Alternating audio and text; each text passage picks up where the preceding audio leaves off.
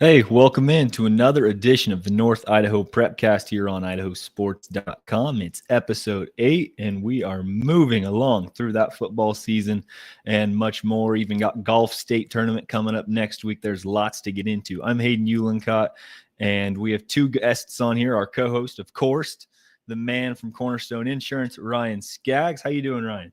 I'm good. How about yourself? Oh, doing just great. It's a good day to be here on IdahoSports.com. As always, this Prepcast is going to be streamed on YouTube and X, as well as our Facebook account. If you catch it later, you can always find it on Apple Podcasts, Spotify, and wherever you find your podcast. Well, Skaggs, we figured, we're over halfway through.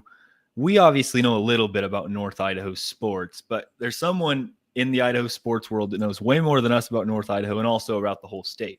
And so we thought we'd bring on the former co-host of the North Idaho Prepcast, Brandon Baney, better known as Bracket Baney. Now, Brandon, how's it going? Hey, what's going on, guys? Pleasure to be here. Got the band back together. Yeah, I'm very flattered, Hayden. I don't know that I know more than you guys, but I'm just willing to have more hot takes. Hey, I like that. And for once, you get to be a guest on the Prepcast. And we figured that'd be a better way to get your real takes on it rather than, being the host at times. So, yeah. If you blow it, you don't have to come back again. So they can find you on your 4 other Prepcasts. You guys are like in pro sports when they sign the guy to like the 1-day contract so he can retire with the team. Yeah. In the comments, Ichiro going to Japan to get 2 ABs and then retire and ride off in the sunset. Yeah. That'll be Brandon. In the comment, Sam Buffington, for once on time, here before Skaggs, thinks I'm late. Well, yeah. It's been the first. Done. To be honest, since like episode 1, most of the time he's running pretty late. Well, during this Prepcast, we're going to hit a couple items. 2 of the ones that Brandon's most familiar with. We're going to hit volleyball and football, just kind of go through the season, or go through the teams in North Idaho, see how they match up against the rest of the state, maybe even hit a little bit of the playoff picture. And then I guess we'll start off right now with golf. So golf, there was the regional tournament last night in Northern Idaho with the 6As, and Coeur d'Alene swept both sides, and so they're well on their way. We're going to touch on that more next week and really get into the nitty-gritty of golf and how Coeur d'Alene could fare against some of the teams down south. 5A, I believe, is on Friday. So we'll see how they work out as well there. But Skaggs, I figured we'd hop right into volleyball. And what I'm thinking is we'll go 6A all the way down through 1A, get Brandon's takes on, who are the contenders in Northern Idaho and how he thinks they will, do during the state tournament, if they'll make it, how they'll do. And then also I figured it'd be good to get your take as well, since you're a veteran, podcaster. All right, sounds good. We'll see what we can do. I think he just called us old, Skaggs. I think that's what that was. I mean, at least I've been called worse, so I'll take old today. Max Oswald, hello all in the chat. Max is always great. Well, Brandon, let's start with 6A. Coeur d'Alene, Lake City, and Post Falls. Coeur d'Alene right now in the clear driver's seat. Outside of, the one loss to Lake City just a couple weeks ago, where does Coeur d'Alene rank when it comes to, and I'm not talking like, 1 through 5, where do they rank in the coaches poll or media poll? Where do you think they kind of line up against the rest of the state? Yeah, so I think to start with, I don't know that it's necessarily a guarantee that Coeur d'Alene is the team that represents the North. They lost to Lake City, the 3rd place team. They did clinch the regular season Inland Empire League title last night with a win over Post Falls, but it took 5 sets to get there. And so the gap is definitely narrowed between Coeur d'Alene and the field. Now, Coeur d'Alene is still the favorite going into districts, certainly, and they'll have the bye right away, which will help. I think whoever does make it to state from the North, and there's only 1 bid available from the North this year, and there are no play-in matches or anything. So whoever wins the district tournament is the only team that gets to go. It's going to be a tall order because you've got really statewide, the 2 big contenders right now are the 2 teams that played for the championship last year, Madison, the defending champions from the East, and then also Skyview, which is just like a volleyball factory over there. Skyview's 15-4. They've played a heavy out-of-state schedule, so they've lost to some non-Idaho opponents along the way. Madison is a perfect 23-0. Nobody's beaten Madison yet this year. And then another kind of sleeper is Rigby over in East Idaho. Idaho Falls fired their head coach, Aaron Adams, last year, despite him having a very successful program and several parents and players, voicing opposition to that. And so Rigby says, we've got an opening. We'll go ahead and take you. And then some players transferred from Idaho Falls to Rigby as well with Coach Adams. So Rigby has also been really strong this year. So whoever gets there from the north, I think, could compete for a trophy and could compete to play on Saturday. Only the final 4 teams get to play on Saturday. But I think that might be the ceiling in terms of teams from the north for 6A.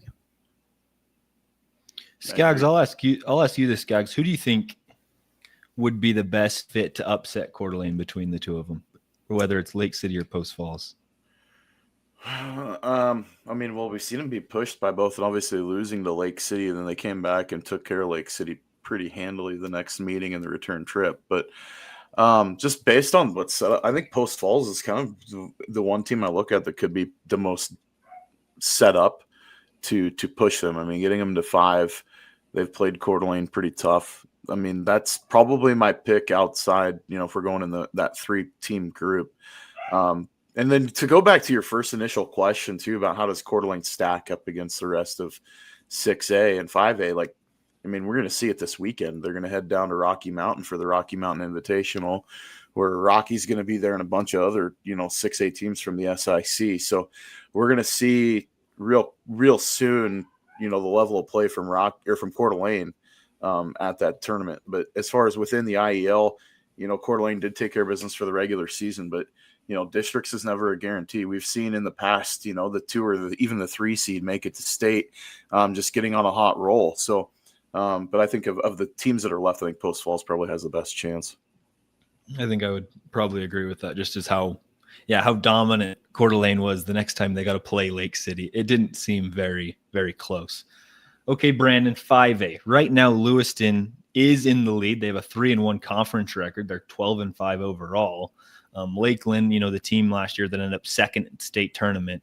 Moscow and Sandpoint kind of are a little behind, just young. Sandpoint is really.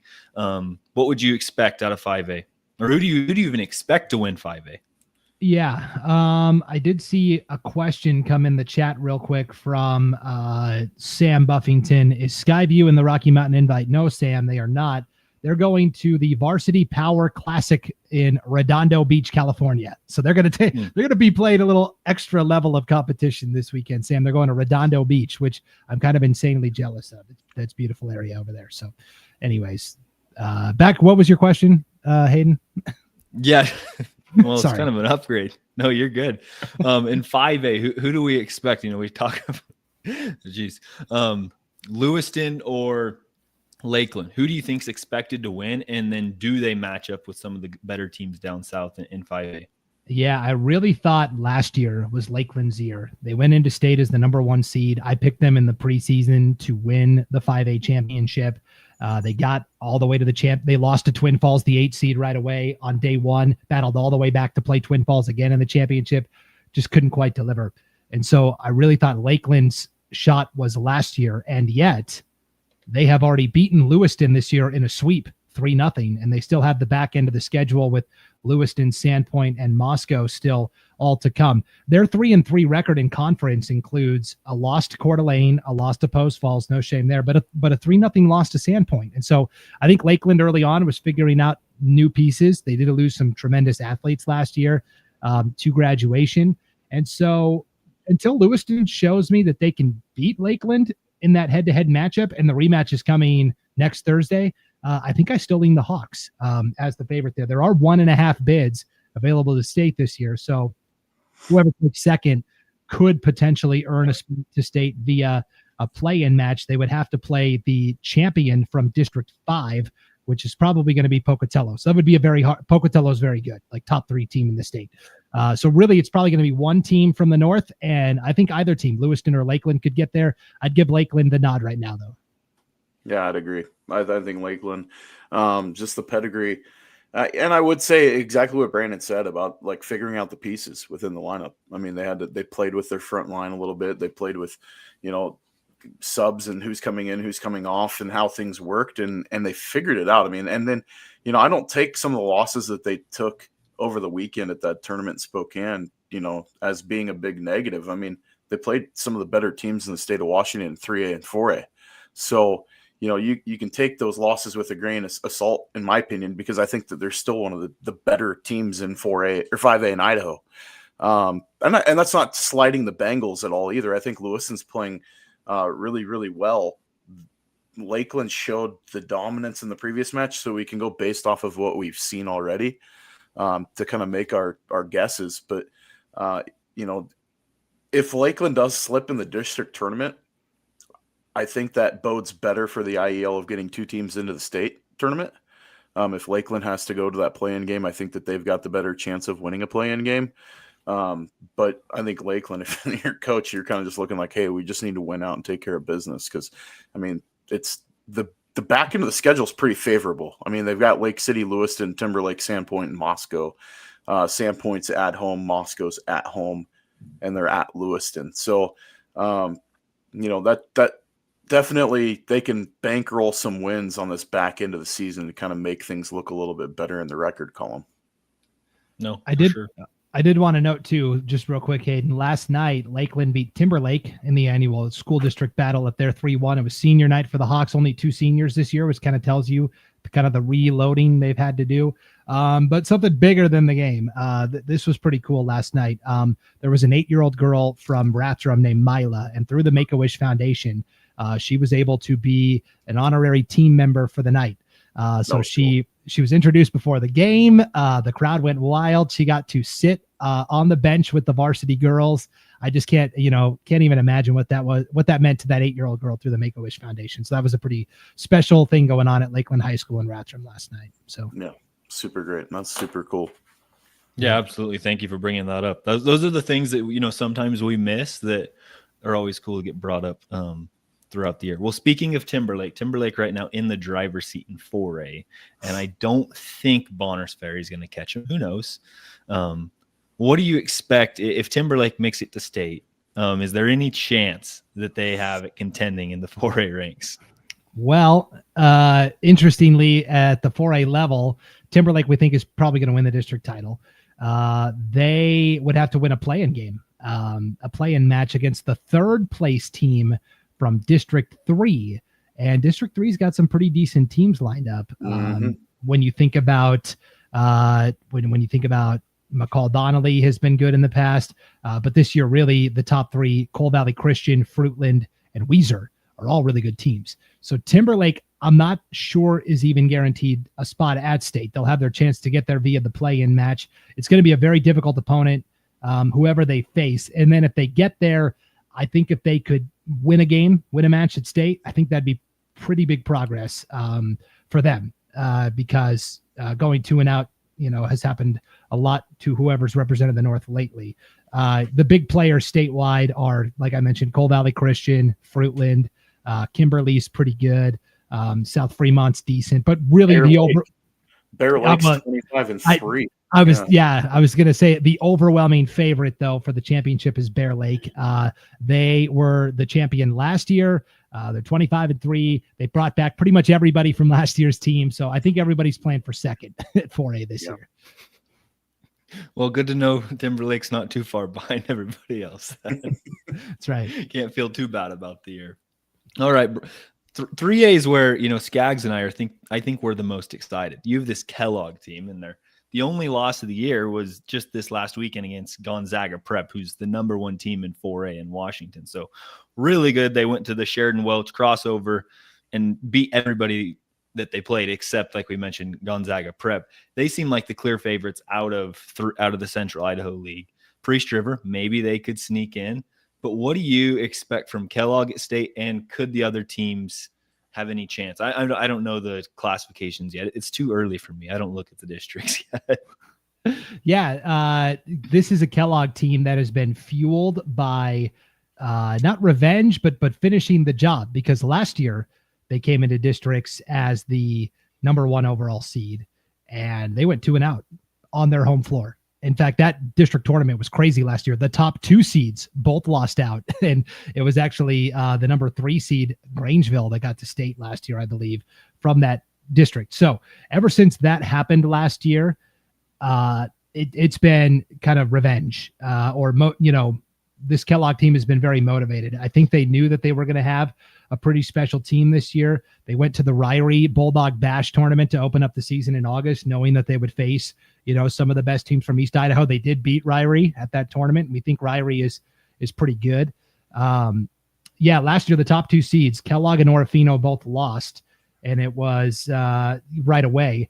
And that district championship was Grangeville, the 3 seed, and Priest River, the 4 seed. So everything was kind of turned on its head last year. But I agree. Kellogg is very good, very talented. I think they have the ability to go compete for a top 3 trophy at state. And this one to me is the most wide open. Melba is still very good. Malad obviously is very good. Those were the 2 teams that played for the championship last year. Ambrose is very solid as well. Don't sleep on them. Nampa Christian. This to me is the most wide open classification, and Kellogg I think could certainly be playing for a championship. Yeah, and correct me if I'm wrong. I can't remember if they get a bid and a half out of the CIL this year. If the number 2 gets a chance for a play-in, 2 or not. 2 bids. So Priest River right now 12-1 overall. We talk a lot about Kellogg, but look at what the job the Spartans are doing so far this year. Their lone loss is to Kellogg. Yeah. And with Priest River, the question always is, because they play so many Washington schools, you gotta, I don't have time to study how the Washington schools are doing. So that's just me, but sure. A win's a win, right? Absolutely. To get 2 teams out of Northern Idaho, especially I feel like Grangeville has kind of been a consistent lately in Orofino. So to see Priest River, build on that and have an opportunity to go down to state is really cool, I think, from our perspective. Okay, 2A. Go ahead. Sorry, we had an old friend that used to be a broadcaster for us and would always tune into the Prepcast, Christian Weiner, and he lived in Bonners Ferry and was an assistant coach for a lot of the sports up there. And we called it kind of the Christian Weiner effect, where Bonners Ferry just took off in all the sports when he got there. I think we've got the Max Oswald effect going on at Priest River. He shows up on the Priest River beat, and they are just churning out quality team after quality team. Doesn't matter what the sport is. So that's my opinion of what's he's got the Midas touch. Yeah, that's right. Max, you're not allowed to leave. I've seen those Facebook. Yeah, we know you're trying to go to Alaska or something like that. So don't think we don't pay attention. Please hold on. All right. Brandon, 2A. In the White Pine, it seems like Troy and Potlatch are the clear favorites, other than the fact that Potlatch has gotten swept by Troy every single time the one time they played. And so it does seem like there is a difference between the 2 there. And then in North, the Scenic Idaho Conference, Lakeside is having a really great year right now. They're 10-1 overall. They've played really well and competed against, they've played a couple of the JV schools, JV teams of like Coeur d'Alene, and they've really dominated them. So I've been impressed with Lakeside. But how do you see those teams doing down in the state tournament? Yeah, so Lakeside last year, I thought had a really good shot at winning the district championship. They ultimately lost it to Genesis Prep. I was at that match on the announcer's mic, and they pushed Genesis Prep. G Prep ultimately won out and went to state for the first time in their school history, but they lost so many seniors to graduation, and you can see that they're definitely rebuilding a little bit there. I like Lakeside a lot. Wallace to me has good athletes, but Lakeside's just a half a notch better at every position, it seems like, in volleyball. Now that district will get 1 full bid to state, so I think Lakeside gets there. And yeah, the White Pine, it's kind of the same old, right? It's been Troy forever, not just in the White Pine, but on a statewide level. Last year was the first year in 3 years that they didn't win the championship. And I think it's clear Potlatch is there too. Cami I could maybe be a spoiler. Emma Krogh is a phenomenal athlete and can take over a match, on her own. But to me, those are the 2 clear favorites. And then, statewide, I really think there's kind of 4 big contenders. Butte County, the defending state champs, they're still the overwhelming favorites. I think Hagerman and Oakley are both really good from down south. And then I think Troy could be right there in the mix again, too. I might pull a not so fast, my friend. Going back to the Scenic Idaho, who has the 1 win over Lakeside right now in the conference? Who's pushed them, the 5 sets in the other matchup? And then you look at what they've done with, it's Clark Fork. And I know the record's not reflective of but Clark Fork's got the puncher's chance. at maybe trying to find the hard way into the state tournament through the district tournament, because I know their record's not the most impressive, but of the teams that are in the Scenic Idaho, I mean, they took Lakeside to 5 sets, took Wallace to 5 sets in the first meeting. They beat Lakeside 3-1 in the next matchup, and then lost to Wallace in 4 sets in the next matchup, and then they're not going to face each other again until districts. So weirdly, Clark Fork is a team that is still deadly. Excuse me. Yeah, bless you. I mean, yeah, there's I think it's going to be that league of all, in my opinion, has the most parity. I think you could see the 3 seed going to state, or the 2 seed going to state, or the 1 seed. There's a little bit more level playing field there. I know that record reflection, you'd look at it and say, oh yeah, Lakeside probably the clear-cut favorite. I don't think that's necessarily true. I think it's, of those top 3 teams, I would not be surprised to see any one of them make it out of the district tournament. I'm just glad that they get a full bid, because that hasn't always been the case. So yeah. And so, Brandon, how many teams go out of the White Pine in 2A? Now I'm going back. 2. Yeah. I think Camia has an outside shot. I definitely call it outside. Potlatch played them the other night. I think it was last night, and swept them. So I think Potlatch is clearly at least in second place for sure. I think there is a significant difference between 1, 2, and 3, and the rest of the White Pine as well. All right, Skaggs, we'll start with you for once. 1A, Quarter Christ, Mullen, Kootenai. Quarter Christ seems like the favorite. Is there any chance Mullen pulls an upset in northern Idaho? Oh, no. I think Quarter Christ is the clear-cut favorite right now in the North Star, just out of those 3 teams. And Quarter Christ has, played the 2A teams tough also. So it's not like they're kind of a doormat to the larger schools. They've been holding their own. And they've taken care of Kootenai both times. They've, I think that of the 3, yes, Quarter Christ is probably my clear-cut favorite. And I know that I said the opposite with the 2A classification, but just based on what we've seen thus far, there's a clear difference. Mullen, I don't think gets there. Mullen is just so young. There's not a lot of rotation and depth in that team too. So, and that's not me poo-pooing on the Tigers at all. That's just the way it is. I mean, Quarter Christ, I think, has the lineup to win the conference. Yeah, I think I think Kootenai actually maybe has a better chance to push Quarter Christ than Mullen does. I think Kootenai just beat Mullen in their most recent matchup, and they're the team I would say is maybe the second best. I saw these 2 play for the district championship last year. Both had really young teams. I think there was only 2 seniors on Quarter Christ, and I don't think Kootenai had any. And they had the MVP of the conference last year too.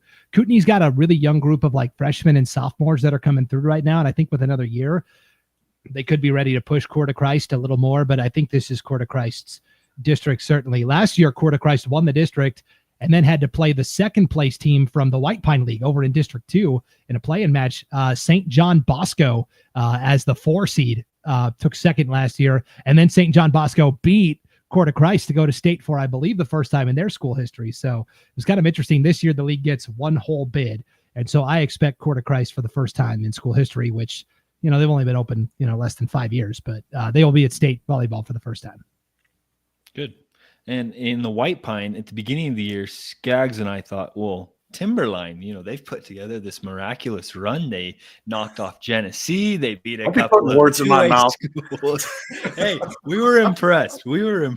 And lately, they've struggled to get a few wins. I mean, in general. And Genesee has kind of solidified themselves at the top. They I think have really proven that they are the best team out of the White Pine in 1A.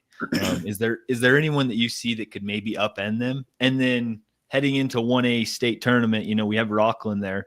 Who else is one of the top teams in 1A that Genesee could maybe have a chance at playing with? Yeah, I think Timberline is a team that so often, numbers are, it only takes 1 or 2 players missing, and it could be for illness, it could be injury, it could be whatever, math test, and it significantly impacts what they're doing. So I think Timberline's still in a decent spot. But yeah, when you look at, favorites, I kind of like Horseshoe Bend. They've been kind of the premier team the last couple of years statewide. took a little bit of a step back last year. Grace Lutheran with 7 players won the championship last year. I don't know if they'll get back to state. I know I said earlier that 3A was the most wide open. I think it's actually 1A because Genesee could win state, certainly. Rockland could win state. Council could be there. Horseshoe Bend, Mackey, Grace Lutheran. I mean, there's like, when we get the bracket for state, like probably like 6 or 7 of the teams that are there, you could go, yeah, I could see it. I could see them winning it all. And so I think Genesee has the best chance of any North Idaho team, along with Troy, to bring home got a shot too. So yeah, I mean that Rocky Mountain Conference is tough. Yeah, and they get I think they get 3 bids because it's such or 2.5, and they'll probably get the third. Whoever takes second from the White Pine will have to play the third place finisher from District 3, which, might be Salmon River, it might be Tri-Valley. I think they could win that game. So, but overall, I think Genesee and Troy have the best chance of bringing home the first place trophy. They have the highest ceilings, I think, of anybody that's going to state or potentially going to state this year. Yeah, and I'll throw a dark horse in there out of the conference too, is Nez Perce. They've been playing well as of late, and obviously got a big win over Timberline. So at least I think they did, if what I was seeing was correct. Yeah, they swept Timberline 3-0 last week. So Nez Perce has been playing good down the stretch. That's a team to keep an eye on come district tournament time. If Genesee's going to slip to anybody, before state, I still see them winning the district tournament. I think that team's just too loaded to not move on. But we saw last year, anything can happen in that conference with St. John Bosco coming out of it, getting the 2nd seed. But statewide, I think you nailed it, Brandon, it's wide open. I mean, there's 3 teams out of a couple conferences that you could say, oh yeah, that's a team that could be pushing for a state championship. And then you throw in Horseshoe Bend, who was my preseason favorite in 1A to win the state championship. They're still looking really strong, but I mean, Salmon Rivers looked really good. Tri-Valley's pretty good too. So there's a number of teams out there that I think, just takes the right run at the right time, and how seeding shakes out. Sometimes it just matters who falls on your seed line and when you get to play the team that you're against. And if you're a lower seed, you can push in those opening round games and get a win early at state, and you find your way into the podium. Skaggs, I want to know when you put that on the record that Horseshoe Bend was your favorite. I feel like you're tagging along with Brandon here. No, I'm not. I was saying it early on, and I think Sean Kane could actually back me up on that one. So, yeah. All right, fair enough. I believe you. It's bad if he's bringing in Sean Kane as a character witness. He's a Bears fan. Come on. All right, Brandon, we're going to switch gears. We're going to go over to football. Are you able to pull up your brackets starting in 6A? Is that a possibility of your playoff predictions? Oh, yes. I can do that. I'm going to need a second. But... Yeah, you're all right. We'll make some stuff up on the side. Skaggs, where are you going this week? Anywhere? I don't think I'm broadcasting anything this week. I've got the weekend off this week, and next week I've got Kendrick and Cami. So, nope. I'm pretty sure I'm clean slate this weekend because Brandon's taking the Wallace game. Yeah, I'll be at a Genesee versus Wallace Friday night. Little crossover action. Where are you at, Hayden? I am in Potlatch for the Kendrick Potlatch game. I'm excited for that one since both teams are undefeated. See, how Kendrick matches up against, I would say, the top end of the White Pine League, and see if Potlatch can hang around with the Tigers. I'm looking forward to that game. And I am really looking forward to the Genesee and Wallace game. I think that's going to be a real deciding factor of how good really both those teams are, because I'm not really sure, to be completely honest with you, where they're both at. Yeah. Okay, which I got them all up. This is, again, my bracketology post. First one of the season is on the homepage at IdahoSports.com. And then within that, I've made projected brackets like, if the playoffs started today, here's what they would look like. Just a fun exercise. So you tell me which classification you want to start at, and I'll put it up. Let's start at the top, 6A. And so we have Coeur d'Alene right now. Coeur d'Alene is, like we talked about. Well, I guess we haven't talked about Coeur d'Alene in football yet. Coeur d'Alene looks like they're the favorite right now coming out. If it was to start today, let's do everything as if the playoffs started tomorrow. What's going to happen? Where do you think Coeur d'Alene ends up throughout this tournament. Do you think they could make a run against a team like Rocky Mountain, or where do we think Coeur d'Alene kind of bows out, or maybe goes all the way? I want to hear Ryan's opinion first because he's seen him with his eyes. Yeah, so I mean, it depends if the team that we saw Friday night shows up. So, because they looked really good against Sandpoint. I mean, the defense was flying around, especially the back end of that defense. They can play with anyone. The running game is still, I mean, they're using their imagination to get the running game going. Their passing game looked very effective. Their younger receivers are coming around, which is a huge bright spot for Coach Amos and that crew. Like, they looked really solid offensively. I mean, we saw Caden Simmons go off. Tanner Stern looked good. I mean, it was kind of cool. They had a couple sets where they would go empty, except for they would have Tanner and Caden standing side by side, and it almost looked like they were counting the box. And if they got a run favored box, with 7 or less guys in the box, the snap goes to Tanner, and then they run the quarterback dive, or they'd run a quarterback counter or something like that, single man, just kind of isolating the DN and go for it. But if it was, they were loading in the box still, expecting the run, Caden took advantage on the outside with the numbers, and their short passing game was effectively their running game on Friday night, in my opinion. They were very effective within 10 yards of the line of scrimmage on the passing game. And the receivers did a great job just getting extra yards. Yards after catch was through the roof in that game Friday night. Coeur d'Alene, I could see making it to the semis. If you look at the draw as it is right now, Madison and Capital, getting a home game against one of those two teams, that's a long trip for either team. Both those matchups, I think, favor Coeur d'Alene's lineup. Just the way they play. And I'll say this, Capital is a dangerous 12 seed.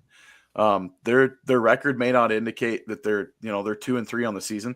They've got athletes. They can play. Their offense can go off. We saw that against Rocky Mountain 2 weeks ago where they pushed them. I think it ended up being a 7 or a 10-point game, and it was just like 49-38 or something like that.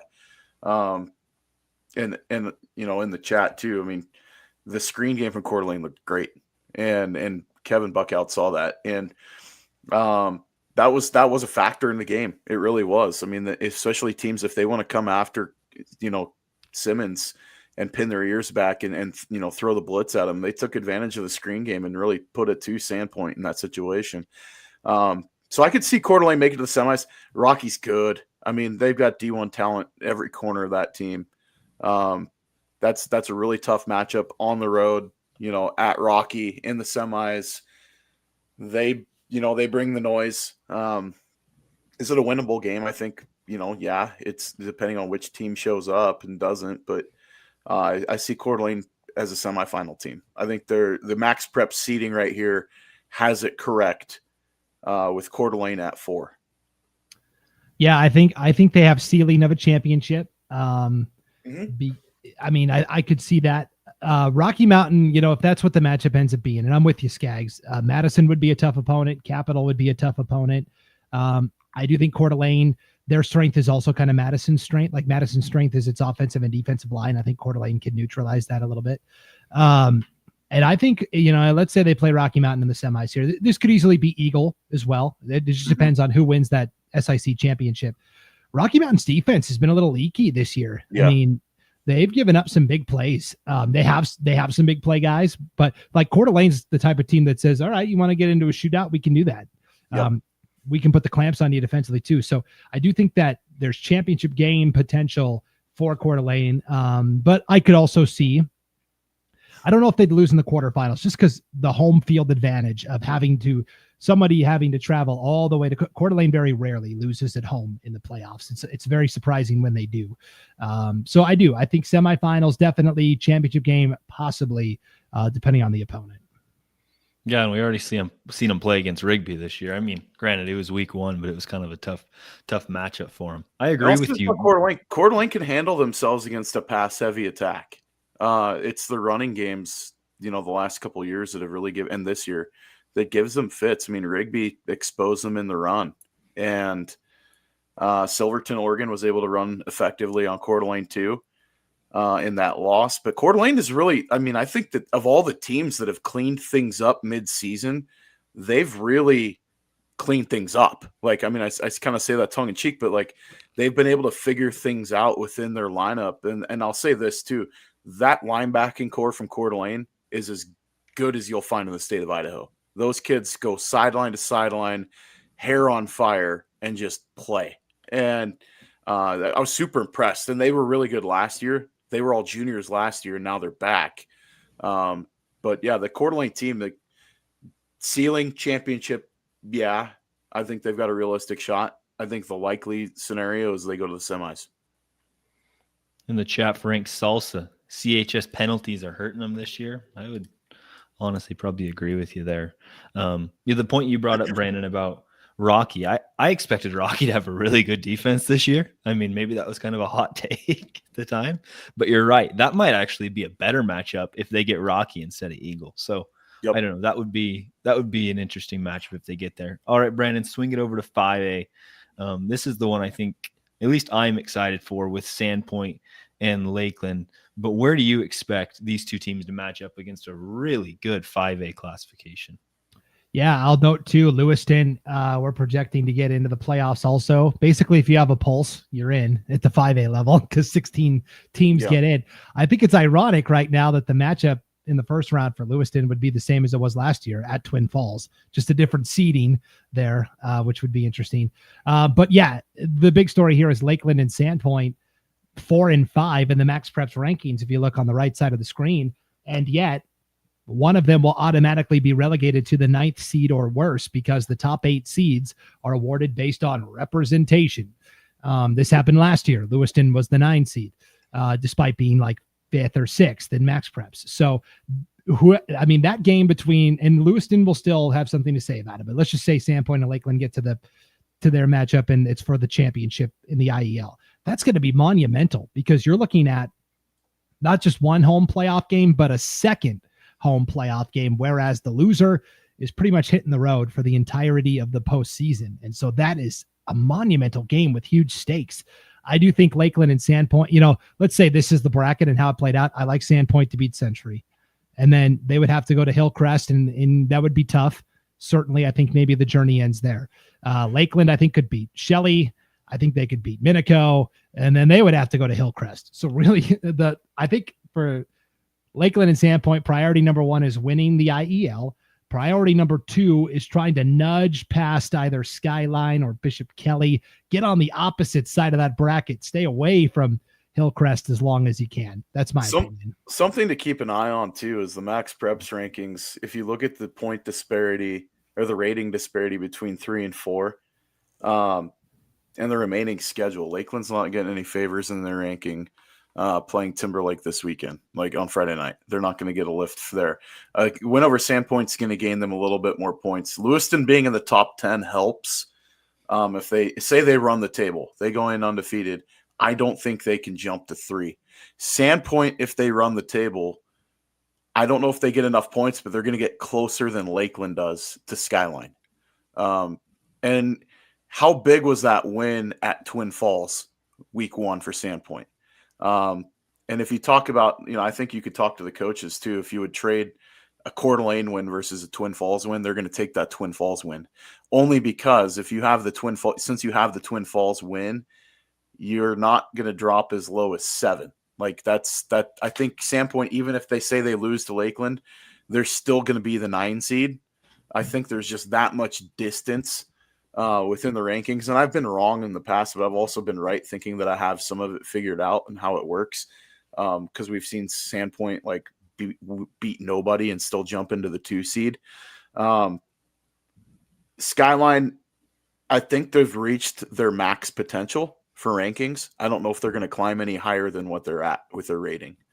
So the question is going to be, is Sandpoint continues to win, Lewiston, if they can continue to win and Lakeland gets those W's, and this is all hypothetical, can they get enough to get within, punching distance of Skyline in the rankings to maybe jump from the 4 to the 3?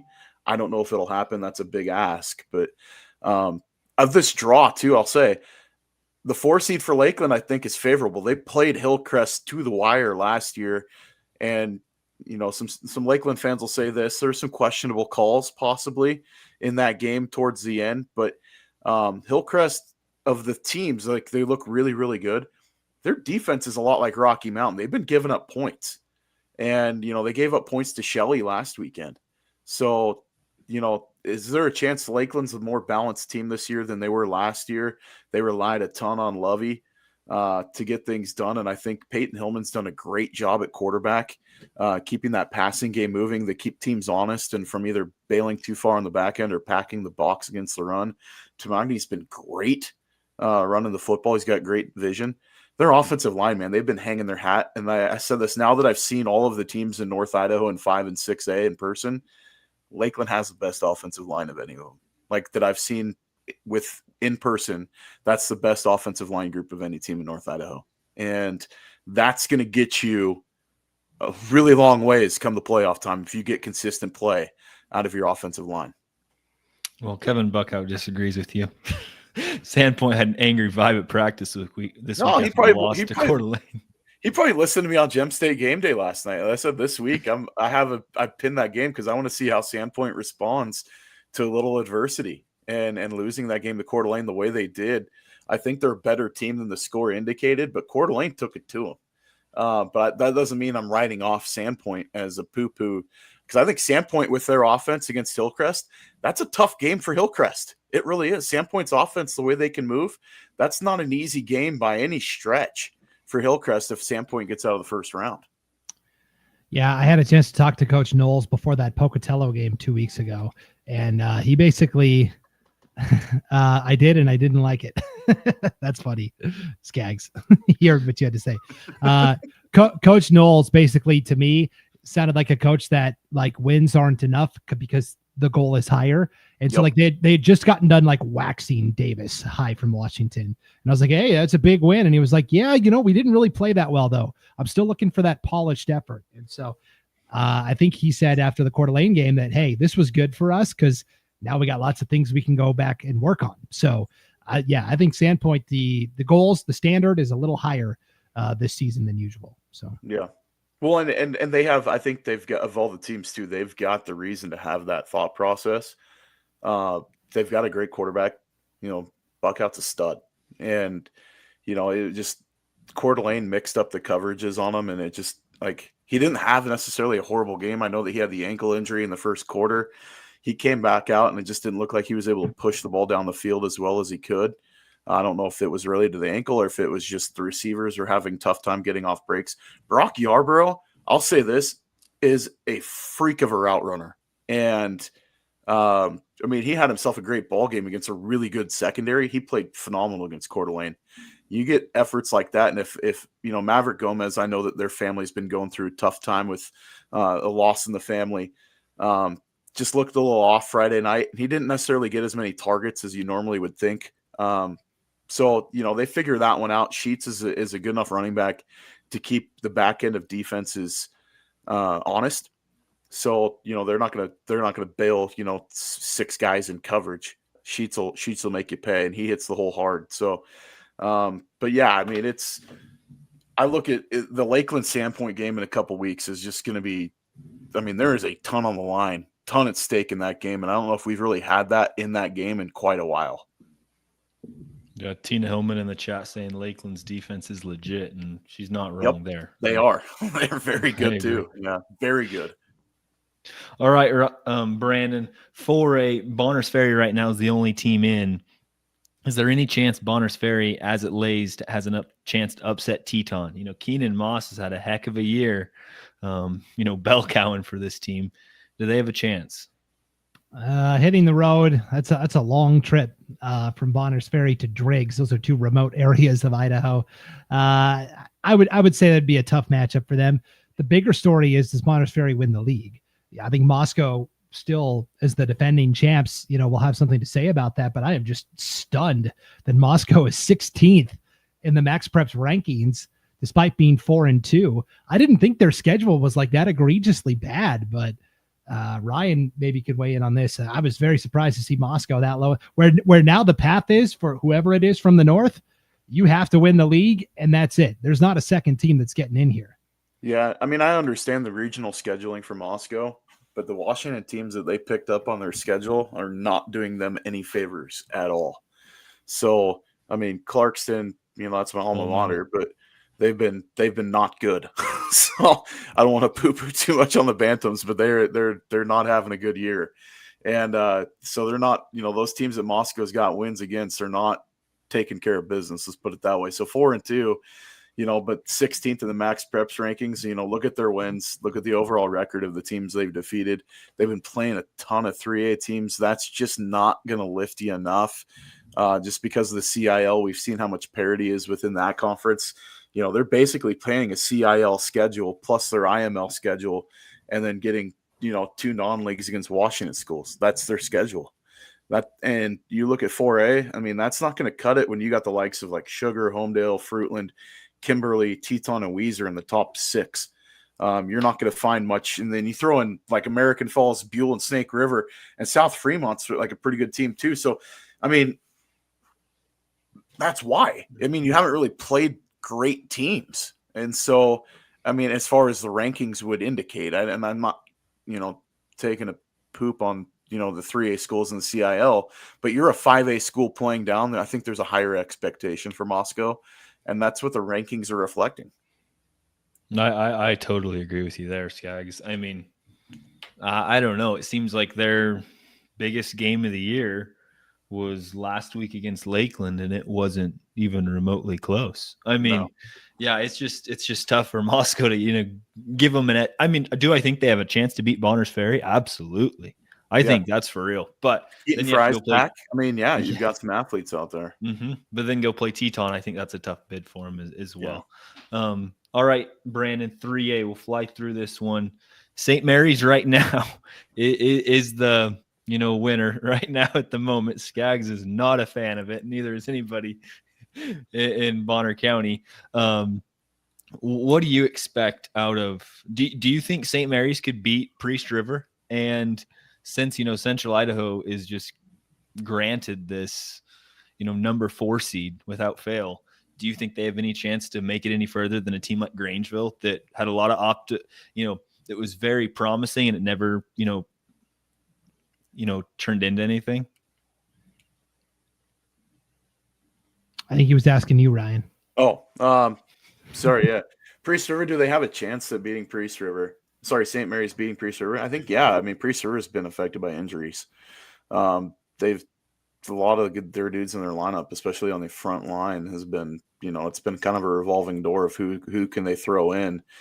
As they get healthy, and from talking, hearing Coach Goins talk about a lot of their guys coming back. I mean, Priest River could get on a run here to close things out. I mean, the funny thing is Priest River's only got 1 conference game, and they beat Grangeville already. So they got that one out of the way. I mean, they're going to have to make a run now, taking on St. Mary's, Kellogg, and Orfino. But Orfino, I mean, the Maniacs are showing up. Let's just put it that way. But, St. Mary's, I'll give Coach Humphreys a pat on the back. He's done a great job with that group in his first year, and he's got some great athletes. I mean, you got the Bardas back there. You've got, solid running backs and running back. And so offensively, I think St. Mary's is going to be okay. Can they stop a run heavy team is the question. Cause that's what you're going to face. If you get the state tournament, is you're going to face a team that's just going to be able to push you around, especially if you end up drawing a team from, District 5, District 4, District 6, like they're teams that love to run the ball. I mean, you're facing a lot of wing tee, a lot of double wing, that type of setup, and it's just going to be misdirection. You're going to be basically playing football in a phone booth. And I don't know if that plays to any team's favor from the CIL other than a full strength Priest River. I think that's the only team really that matches up well if you have full strength Priest River in that situation, that scenario. If St. Mary's is the team that makes it out, bless their hearts, but they're going to have, because you look at the at-larges and everything else, that first round, I believe, correct me if I'm wrong, Brandon, that thing gets reseeded after the first round. Correct. And so then they're going to be playing the next highest. They're going to be playing the highest seed left. So they're not going to get any favors in that, first round game they're going to host. They're going to be facing a team that's realistically a championship threat. Yeah, whoever it is. And by the way, I think Priest River wins this conference personally. Yep. I love St. Mary's. I think it's a great story. I just like comparing the opponents. Like they've played a couple of opponents that have been the same this year. The big one is Salmon. Priest River beat Salmon 76-0. St. Mary's did beat them 46-22. And they both played Bonners Ferry, both lost. And this was the telling one for me. Priest River only lost 26-14. St. Mary's lost 52-24. So to me, there's a gap still. So the reason why they are there is because they are 1-0. Priest River is 1-0, and by default, St. Mary's has the higher Max Preps ranking. So that's why I put them there. I think this will be Priest River. I don't know that whoever it is from the North advances past this game. Priest River would have a shot. St. Mary's I would give almost no chance to, only because you're going to be playing a North Fremont and Aberdeen, a Declo, like Ryan said, somebody that, has championship aspirations. All the talent is in East Idaho, and only the 2 district champions get that first round bye. You're going to play the 2 team out of the nuke. I mean, come on. Like that's a tough draw. That is a tough draw. I mean, even Nampa Christian down here, I mean, that's no picnic either. Like last year, it was all East Idaho in the semis. I think it's going to be all East Idaho again this year. Just my thoughts. But yeah, I agree. I would second that as well. I think the only advantage any of these teams have up north is just the travel for any of the teams to have to travel all the way up there, and it's getting into late November or October. I think that's the only chance there. Offensive line travel though. So, that's true. You look at these other teams around the state, especially those East Idaho schools, man. Every one of them's got a no line that can move. They don't throw the ball much. It's a lot of the wing tee to keep them rolling. All right, 2A. This is probably this is finally where the North Idaho shines. Hey, hi man, come on. I tell you what, if nobody from North Idaho comes away with a state championship in 2A, I'd be very impressed. Brandon, I want to ask you this. Kendrick's the clear favorite right now, obviously. Who's the best team to beat him? Who has the best chance to beat Kendrick? Yep. I mean, we'll see when they play Cami later this year. Here's what somebody told me, just kind of having a casual conversation about how good Kendrick is. Kendrick is, and this is not my opinion. I haven't seen Kendrick play at all this year, but this is what somebody who's watched Kendrick play told me. Kendrick's got a lot of speed. But if you can catch that speed and pop them and be the more physical team, you have a chance. And I think in my head, well, who are physical teams? Cami is a physical team. Prairie is a fairly physical team. Potlatch has some big dudes. These are all teams that Kendrick has yet to play, and Logos too. So really, I want to see if that theory can be put to the test. Yeah, it's hard to catch these Kendrick guys, but I'm wondering if a team does have the speed to catch up and the physicality, could they possibly match that with Kendrick? So yes, Kendrick has been dominant so far. I still think they're the overwhelming favorite. I think a team that's going to have to beat them is going to have speed, size, and that physical toughness. And to me, when I look at this list, that's Grace. That's the Grace Grizzlies. I think that's maybe the only team that has a shot. And all the other White Pine teams can pin this to their bulletin board that still have to play Kendrick as well. But I think to me, it's Grace. And I don't even know if they can pull it off. I think all the teams that are on that list, it's the one that's a typo at the bottom, and it's Capital. Oh, yeah, I got to change that. Yeah, I copied all the brackets over from the 6A. If anybody on that list, Capital's got the chance of beating Kendrick. Oh, that's funny. Yeah, that's good. I think that might be your best take of the year, Skaggs. I think, and even that would be a good game. Yeah, no. It would be entertaining to watch. I think I'd honestly give the bid to Logos. I think Logos is the deepest team. If their offense can get rolling. Their offense has been the only part that I'm worried about this year. If it looks like it did against Cami, which Cami had a great defense, they have a shot. But Logos's defense is fast. They have a really good D-line. Kendrick's O-line's kind of undersized. That would be the one team that I think could at least play him into a game. And, that's in 2 weeks. So the next 4 weeks of Kendrick's schedule is the absolute season where they get Potlatch, Cami, Logos, Prairie all in a row. And that's going to tell you everything you need to know about Kendrick. All right, last one of the classifications, Brandon. What do you have for 1A? And what do you expect out of who do we have? Is it Wallace and Genesee. Wallace and Genesee? Yes, and Wallace and Genesee. Don't forget Quarter Christ over there on the left. And Quarter Christ, yes. Yep. Yeah, I think, and fittingly enough, Genesee and Wallace are playing this Friday night on IdahoSports.com. I love that that Max Preps is recognizing that they are strong teams, and Genesee is 3 and Wallace is 4. So really, the top 4 seeds are the true top 4 teams right now. It's not like last year where Wallace was a conference champion, had to play as the 5 seed over here, and then had to go to Cary right away in the quarterfinals. Like, they've got a fighting shot if this bracket holds up the way it is. I still think Cary is the best team. They've got a wicked defense. So Wallace being away from Cary, I think, is also, the Eddie Coach will tell you this: the further off you can put having to play Cary, the better your chances are. So I really think this Wallace Genesee game is going to be pivotal, obviously for the Max Preps rankings, but also just in terms of competence. Really, the key has been the North Star League did away with the double round robin schedule, where the last couple of years, basically Wallace, Lakeside, Coeur de Christ, and Clark Fork all played each other twice. And that was their 8-game schedule, basically. You had 1 or 2 non-conference states you could fill in. Well, that didn't help them at all with Max Prep, so they did away with that. We've seen a lot of White Pine, North Star crossover this year. We're going to be broadcasting Deary and Coeur de Christ in a week or two on IdahoSports.com. So you're seeing these crossover matchups. It's lifted the District 1 teams, but it's also lifted the District 2 teams as well. So I think Wallace is a terrific team. They've got playmakers galore. They've got a really good defense anchored by Marley Pierce. And I can't wait to see them play Coeur de Christ, because Coeur de Christ has also been really fun offensively this year. They did kind of take it on the chin against Logos last week, but those 3 teams are all really strong teams to me.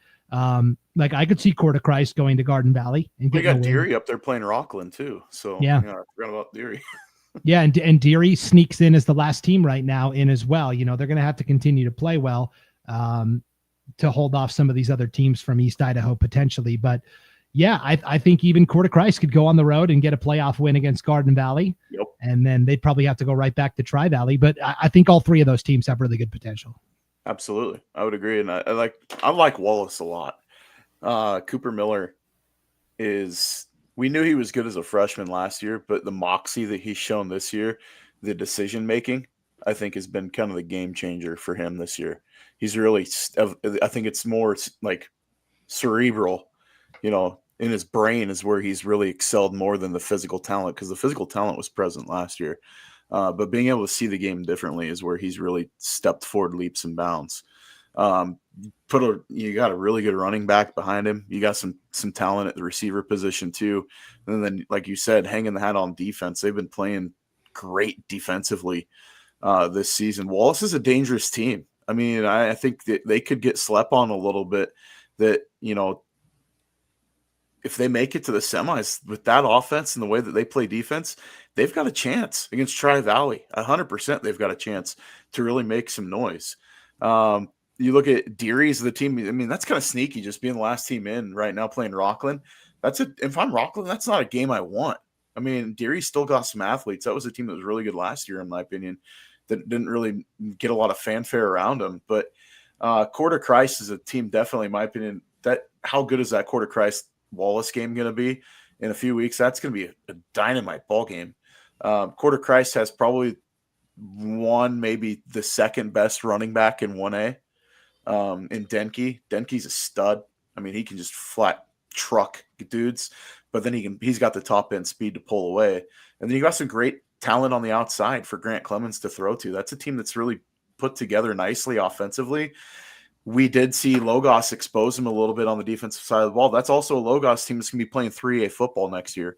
So, I mean, there's numbers within that program for Logos that, took it to Coeur de Christ, a team that, they've got, I think this year they finally have 12 or 13 on the roster. Maybe they've got a few more this year, but I mean, you could realistically see the North getting a couple wins this year in 1A. It's something that we haven't seen in the last couple of years since Kendrick left.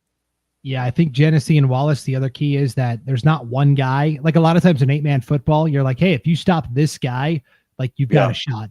And Kendrick's kind of the same way. Wallace and Genesee have playmakers all over. So if one guy gets shut down, they can turn somewhere else. So it makes it tough. No, Genesee, like, being at the 3 is really intriguing, and I'm excited for that game Friday night. That's going to be a great kind of where do you stand game for both those teams. there's going to be a nice lift in the max preps rankings for the winner of that game too, that they're going to gain some ground on Cary that realistically, I mean, you could see the North having a 2 and a 4 seed like that. That would be awesome to see. Yeah. Cary's conference is fairly weak. Their conference is not going to do them any favors this year. So, yeah, that's the one thing that I think super interesting is you look at last year, only 2 teams made it from the North, and now it's doubled into 4. It just shows the improvement from, those guys playing each other and just getting better competition. Now we'll see how they do, down south, because Cary's obviously this juggernaut, but it will be, interesting. I'm glad they're getting some representation. Well, Brandon, we've took up a ton of your time. We have one last thing to do. And it's our football stickers. And since you're the guest, who is your football sticker of the week, of who you're going to give it away to? Well, to piggyback on our recent 1A football discussion, I'm giving it to Grant Clements, the quarterback from Court of Christ Academy. I mean, he had 7 passing touchdowns and then a pick 6 as well last Thursday night as Court of Christ defeated Lakeside at the Mariman Health Core Center over there in Worley. So 8 touchdowns, that's pretty tough to beat. So good luck, guys. It's a good pick. I don't think I'll be able to beat it. Keenan Moss. By average, I think you do beat it, but yeah, go ahead. Maybe not. So my pick's Keenan Moss. Had 3 carries, 143 yards, had 1 rushing touchdown, but then he had a fumble recovery and a pick 6. I don't know many running backs that have over 140 yards rushing on 2 carries. I don't know if that's ever happened in a singular game. And then this is a guy that we've seen who's gotten stickers from us that's gotten 50 carries. So for him to go the exact opposite and get 2 carries, I think it's just a head nod to Keenan Moss on the great season that he's had so far. Yeah, and I give some love to his teammate too. I mean, his teammates played lights out on Friday also. So, I mean, Conrad Hyatt had himself a heck of a ball game too. And their offense isn't necessarily so one-dimensional. They were able to throw it around a little bit, and Bonners Ferry picked up a huge win. My helmet sticker is going to go to the 6A player. I've got to go with Caden Simmons. I mean, just because I was at that game. I mean, he was absolutely dynamite. 11 of 13, 300, and I think I had 364 passing for him, 364 yards. 3 touchdowns. He had a receiving touchdown as well from Tanner Stern. He was a difference maker Friday night. I mean, for all the controversy that was a controversy or not a controversy at quarterback, he pretty much shut everyone up pretty dang quick on Friday night in that win over Sandpoint. I couldn't agree there. Well, I think we should stop jabbering. Wait. You couldn't agree, or you couldn't agree more? I could not agree more. Okay, you didn't say the more part. That's why I was like, you were like, I couldn't agree, and I was like, oh wow, that's a hot take. I can't agree with you. I can find somebody else. Maybe let's go. Kendrick scoring 251 points in the last 3 games and not giving up a single point. I don't know. There's so many. Or Logos winning an 11-man and 8-man game last week. I mean, that was awesome. Yeah. There's a lot of stories up in North Idaho that we don't even get a touch on. But Brandon, we appreciate you hopping on. It was a long-winded prepcast, but your knowledge is extremely helpful for everyone, for Ryan and I, and then also everyone in the North Idaho area. Glad to help out. You guys are doing a great job with the show, and keep it up. Thank you. Absolutely. Well, that is it for us on the North Idaho Prepcast. As for Brandon Baney and Ryan Skaggs, I'm Hayden Uhlencott, and we will see you next week on North Idaho Prepcast.